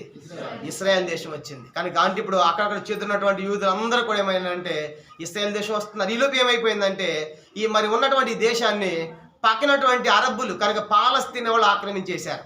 కాబట్టి ఈ భూభాగాన్ని ఆక్రమించారు. కనుక వీళ్ళు పారిపోయారు కదా. అసలు ఎందుకు పారిపోయారు వాళ్ళు? యేసుప్రభు సిలువేసిన తర్వాత యూదులు ఎందుకు పారిపోయారంటే వాళ్ళు ఒక మాట అన్నారు. యేసుప్రభు ఏడుస్తున్నప్పుడు సిలువేస్తున్నప్పుడు ఈ రక్తం మా మీదను మా పిల్లల మీదను పిలాతుని అడిగా ఇతరులు ఏం నేరం లేదు 3 సార్లు చెప్పాడు. పిలాతు భార్య ఉంది, ఆయన నీతి పంజోలి పోవద్దు అని కేకలేస్తూ ఉంటే వాళ్ళందరూ ఒక్కమ్మడిగా ఏమని కేకేశారంటే ఈ రక్తం మా మీదను మా పిల్లల మీద ఉండుగా అన్నారు. ఆ మాట అనుకుంటే బాగుండు. ఆ మాట అన్నారు కాబట్టి యేసు రక్తం ప్రవహించిన తర్వాత యూదులను ఊచకోత పోసారు. కానీ పరిపాలించిన వారు ప్రపంచ దేశాలు చెదరిపోయారు. చెదరిపోయినటువంటి వారు 1948 సంవత్సరం మే 14వ తారీఖు వరకు మళ్ళీ ఇశ్రాయేలు ప్రజలకు ఏమి లేదు, దేశం లేదు. కనుక దేశం లేదు, అక్కడక్కడ చెదిరిపోయారు. ఇప్పుడు 48 సంవత్సరం మే 14 దేశం ఏర్పడింది. ఇస్రాయేల్ దేశం ఏర్పడిన తర్వాత ఇప్పుడు రష్యాలో చైనాలో అక్కడెక్కడ యూదులు అందరూ కూడా ఏం చేస్తున్నారంటే డిఎన్ఏ టెస్టులు చేసి యూదుల డిఎన్ఏ వేరంటే ప్రపంచంలో మన అందరి డిఎన్ఏ వేరే, మనది వాళ్ళతో కలవదు. కనుక ఇప్పుడు యూదులు టెస్టులు చేస్తూ ఉంటే ఇతడు యూదుడు అని గుర్తిస్తూ ఉంటే ఏం చేస్తున్నారు తెలిసి ఇస్రాయేల్ దేశంలో ఇప్పుడు వాడిని పట్టుకొచ్చేసి ఒక ఇల్లు కట్టి బిల్డింగ్ కట్టి అక్కడ పెడుతున్నారు. ఎక్కడ? ఇస్రాయేల్ దేశం. ఇది మన దేశం, మనం చెదిరిపోయామని చెప్పేసి టెస్టులు చేసి డిఎన్ఏ టెస్టులు ఇస్రాయేల్ అందరినీ పట్టుకొస్తున్నారు. మీలో ఎవరిని ఇస్రాయేల్ అంటే మీకు కూడా ఇస్తారు ఒక ప్లాట్ అక్కడ ఇస్రాయేల్ దేశంలో పోవచ్చు. కానీ ఏమన్నా డిఎన్ఏ రావాలి కాబట్టి మన డిఎన్ఏ వేరే వాళ్ళ డిఎన్ఏ వేరే. డిఎన్ఏలు చేసి పట్టుకెళ్ళిపోయి బాబు నువ్వు మా ఇస్రాయేలు మా యూదుడు అని చెప్పి పట్టుకెళ్ళిపోయి ఒక మంచి బిల్డింగ్ కట్టి దాంట్లో పెడుతున్నారు. అట్లా ఇటీవల ఈ మధ్య మనం చూసి వాట్సాప్లో 60,000 మంది యూదులు ఒకసారి దిగారు. ఎక్కడ?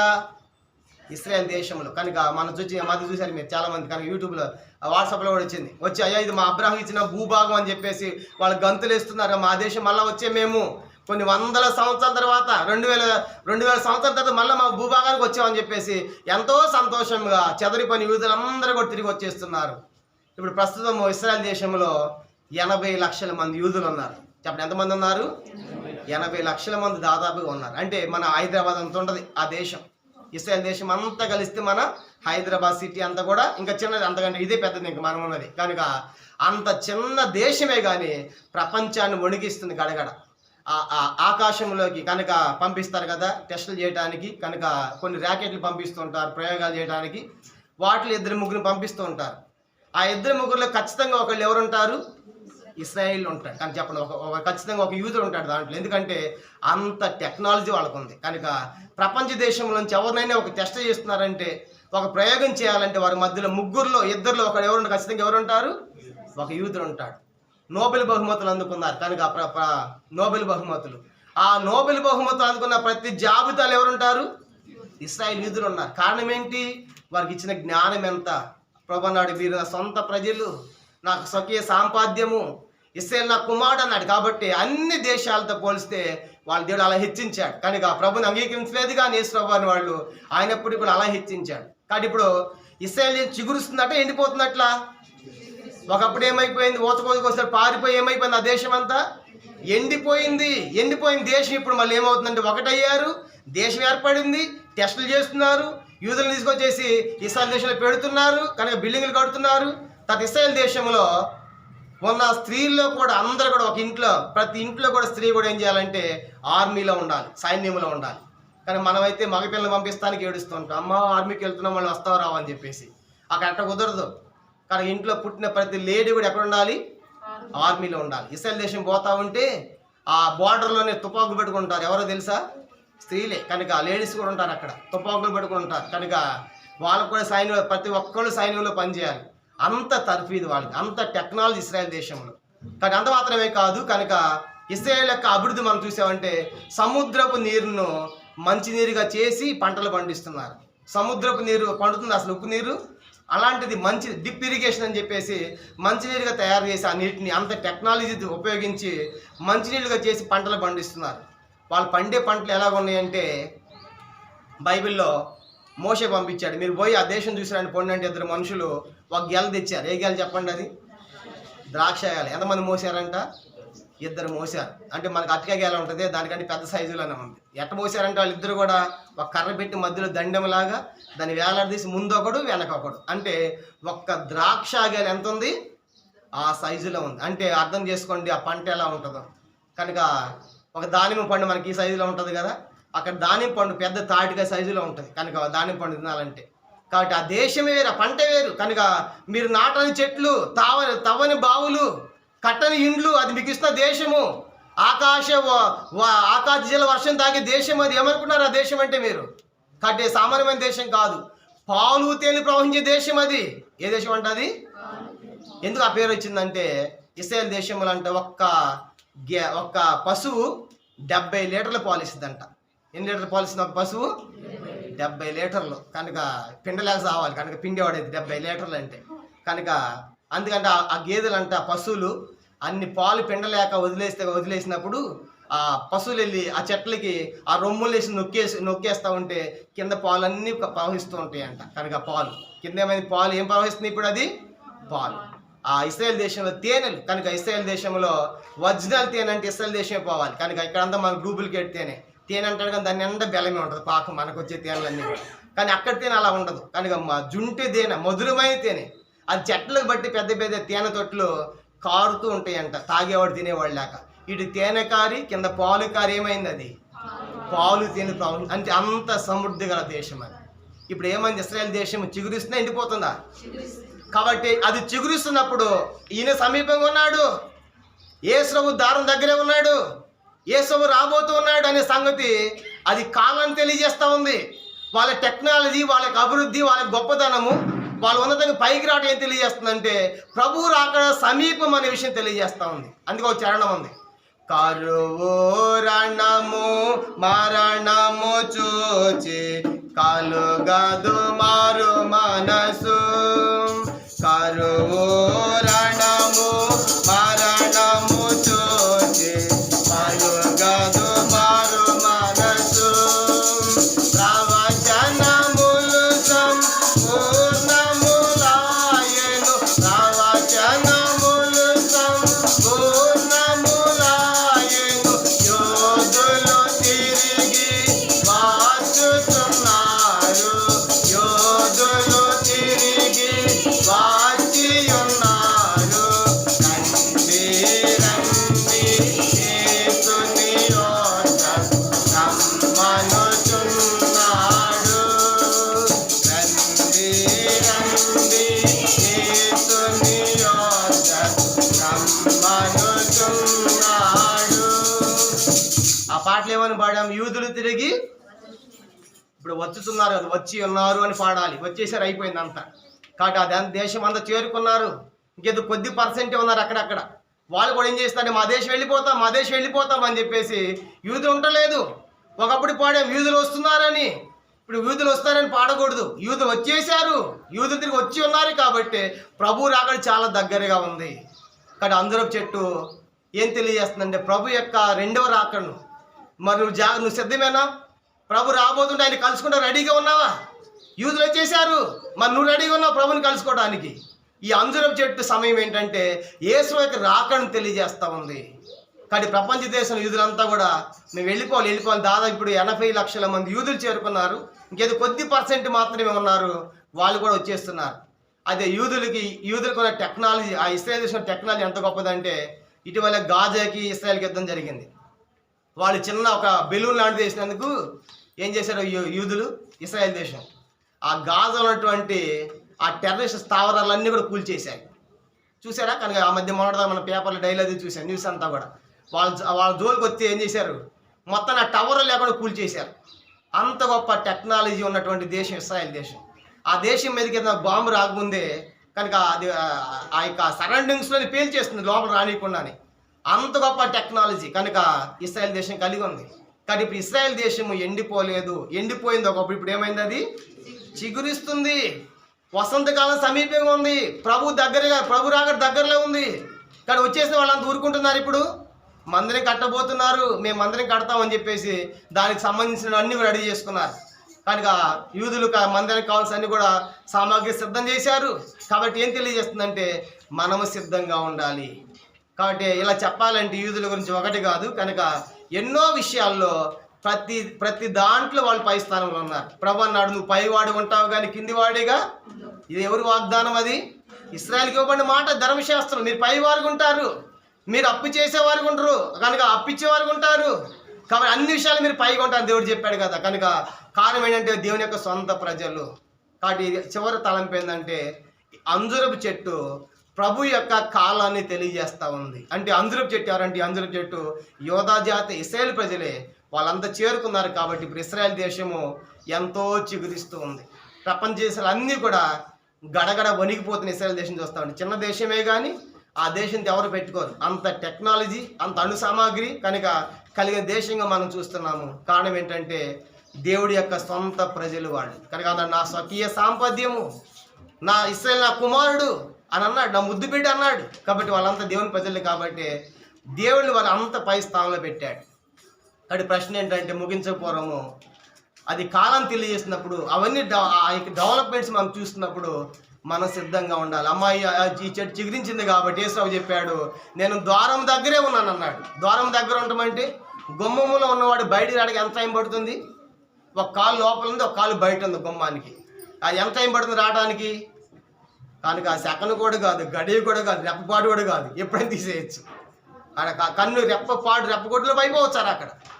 కాబట్టి ఆ రాక అంత సమీపంగా ఉంది. కాబట్టి ప్రభు అంత దగ్గరగా ఉన్నాడు, సమీపంలోనే ఉన్నాడంటే అర్థం ఏంటంటే ఒక కాలు తీసి ఒక కాలు గుమ్మం బయట ఉంది, ఒక కాలు లోపల ఉంది. ఈ రెండో కాలు ఎప్పుడు తీసేస్తాడో అయిపోయినట్టు రాకడ. ప్రభు మధ్యకాశానికి వచ్చినప్పుడు ఆయన నమ్మిన వాళ్ళంతా వెళ్ళిపోతారు. నమ్మిన వాళ్ళంతా ఇక్కడ ఉండరు కాబట్టి అందరూ వెళ్ళిపోతారు. కనుక ఆ దినాల్లో ఎంత భయంకరమైన సంభవాలు జరుగుతాయంటే ప్రపంచ దినాలప్పుడు విమానం నడిపేవాడు ఏం చేస్తాడు, యేసుప్రభుని నమ్ముకున్నవాడైతే వాడు అట్టే వెళ్ళిపోతాడు, విమానం ఎక్కడ డాష్ వచ్చింది కనుక అది పేలి కూలి కాలిపోతుంది.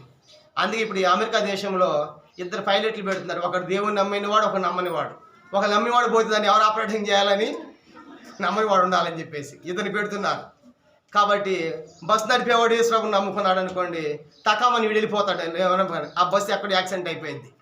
ఆ దినాల్లో జరిగేటువంటి సంభవాలు ఒకటి రెండు కాదు, రక్తపాతం అవుతుంది దేశం అంతా, ప్రపంచం అంతా కూడా. బైబిల్లో చెప్పాడు, ఇద్దరు భార్య భర్తలు పడుకుంటే ఒకళ్ళు ఎడవబడతారు, ఒకళ్ళు అయ్యా నా భార్య కనపడట్లేదు పొద్దునే పేపర్లో కానీ న్యూస్. కాబట్టి రాత్రి ఏమైపోయింది కనుక తెలీదు, వెళ్ళిపోతారు. సిద్ధంగా ఉన్నారు, వాళ్ళు వెళ్ళిపోతారు, ప్రభుని కలుసుకుంటారు. ఆ దినాలు గర్భిణీ స్త్రీలకు శ్రమ అన్నాడు. పాపం కడుపేసుకుని పొట్టేసి ఎటు పరిగెడతారు, పాలిచ్చేవారు శ్రమ అన్నారు, చిన్నపిల్లలు ఎట పరిగెడతారు. కానీ వాళ్ళ కోసం ప్రార్థన చేయమన్నాడు. కానీ మత్తయి తర్వాత మీరు చదవండి, మనం చూసాం ఆఫ్ఘనిస్తాన్ చిన్నపిల్లలు ఇసిరేస్తున్నారు కనుక అయ్యా మా పాపని కాపాడండి, ఇక్కడ మమ్మల్ని చంపేస్తున్నారు, ఈ చిన్న బాబు ఎక్కడ బతుకుతుందని చెప్పేసి బాల్లో గీసేస్తున్నారు చిన్నపిల్లలు మనం చూసాం. కారణం ఏంటి? ఆ పిల్లల్ని ఎక్కడ మేము లాక్కెళ్తాం, వీళ్ళు కాల్ చేస్తుండే పేలు చేస్తుండే అని చెప్పేసి ఆ పిల్లలు ఇసిరేస్తున్నారే. అలా ఉంటుంది ఆ దినం. కానీ ఇప్పుడు మనం స్వయంగా మనం చూసాం, ఆఫ్ఘనిస్తానే చూసాం. ఆ దినం కూడా అలాగే ఉంటుంది. కాబట్టి అది ఎవరు తప్పించుకోలేరు. ఎక్కడ పోదామన్నా కొండల మీద పడమన్నా బండల మీద పడమన్నా జరిగిపోతూ ఉంటే నువ్వు పోతూ ఉంటే తప్పించుకోలేవు. కాబట్టి ఇంకా మారుమోసు పొందకపోతే, మీ పాపాలు క్షమించబడకపోతే ప్రభు త్వరలో రాబోతున్నాడు. ఆ మహాభయంకరమైన ఆ దినము, ఆ గడియ చూడనికూడదు. కనుక విడవబడి వరకు ఉండేటువంటి శ్రమ ఎంతంత కాదు. కాబట్టి ఏ శరీరం తప్పించుకోవడం రాయబడింది. కాబట్టి ప్రభుని మరి ధైర్యంగా కలుసుకోవాలంటే, ఆయన ఎదుర్కోవాలంటే ఆయన కుమారుడు కావాలి కదా, ఆయన కుమార్తె కావాలి కదా. ఎవరు ఎదుర్కొంటారు ఆయన్ని? చూడండి, మన పిల్లలు మనం డ్యూటీకి వెళ్ళి రాగానే సాయంకాలం కాగానే మమ్మీ పరిగెత్తకుండా డాడీ అని వచ్చేస్తారు. ఎందుకు? నీ కుమారుడు కాబట్టి సంతోషంగా వస్తాడు, మా డాడీ మా మమ్మీ అని. నువ్వు దేవుడిని కూడా అలా కలుసుకోవాలంటే తండ్రిగా నువ్వు ఆయన కుమారుడు కావాలి. యోహాను 1:12 తను అందరూ అంగీకరించారు అనగా తన నామమునందు విశ్వాసం ఉంచిన వారికి దేవుని పిల్లలు అనే అధికారము అని. ఇంకా దేవుని పిల్లలు కాకపోతే, మారు మనసు పొందకపోతే, పాపాలు క్షమించబడకపోతే అది ఒక చెట్టు చిగురించింది, ప్రభు రాబోతున్నాడు, జాగ్రత్త, నువ్వు ఆయన కలుసుకోలేవు, ఆయన కుమార్తె ఉండలేవు. కాబట్టి మధ్యాహ్నము ఈ అంజూరపు చెట్టు 7వదిగా ప్రభు యొక్క కాలాన్ని, రెండవ రాకను తెలియజేస్తూ ఉంది. కాబట్టి ఇశ్రాయేలు ప్రజలు అన్ని విషయాల్లో కూడా వాళ్ళు అభివృద్ధి చెందారు. కానీ ఇప్పుడు అంతా చేరుకున్నారు. ఇంకొక సంగతి చెప్పి నేను ముగిస్తా. ఇశ్రాయేల్ దేశం రాజ్యాంగం, మన భారత రాజ్యం కూడా ఉంది కదా. ఇశ్రాయేల్ రాజ్యాంగంలో కూడా మొదటి పేజీలో మన భారతదేశం గురించి రాశారంట. ఎందుకంటే మన భారతదేశ వాసులందరూ కూడా చాలా ప్రేమ ఉంటుంది. ఏమైనా బాధలు అంటే కష్టంలో ఉంటే మంచిగా ఆదరిస్తాము, శాంతిస్తాము, ప్రేమిస్తాము. అలాగూ మన దేశ సాంప్రదాయం కనుక మన దేశం అంతా అలా ఉంటుంది.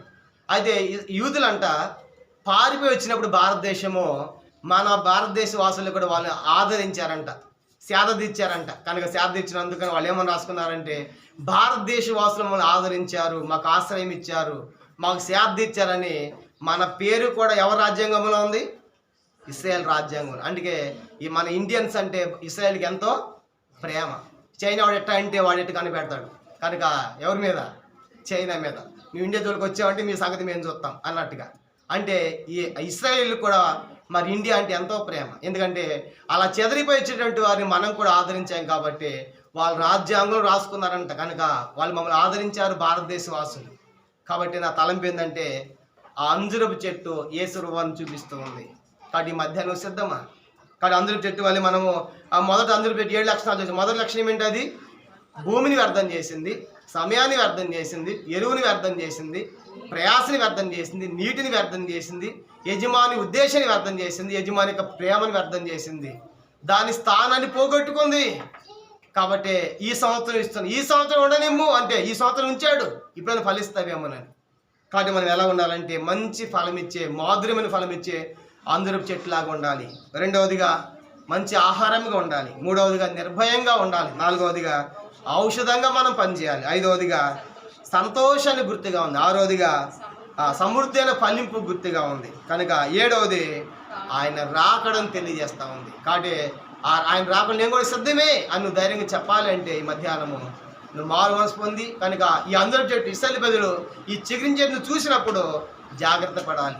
అలాగే ఈ వాక్య వెలుగులో మన జీవితాన్ని సఫలీకృతం చేసుకుని ఆయన బలలో మనం పాల్గొంటాం. మోకరించండి, ప్రార్థన చేసుకుంటాం. ప్రార్థన అందరు కళ్ళు మూసుకోవాలి. ఒక్క నిమిషము లేచి వెళ్ళొద్దు.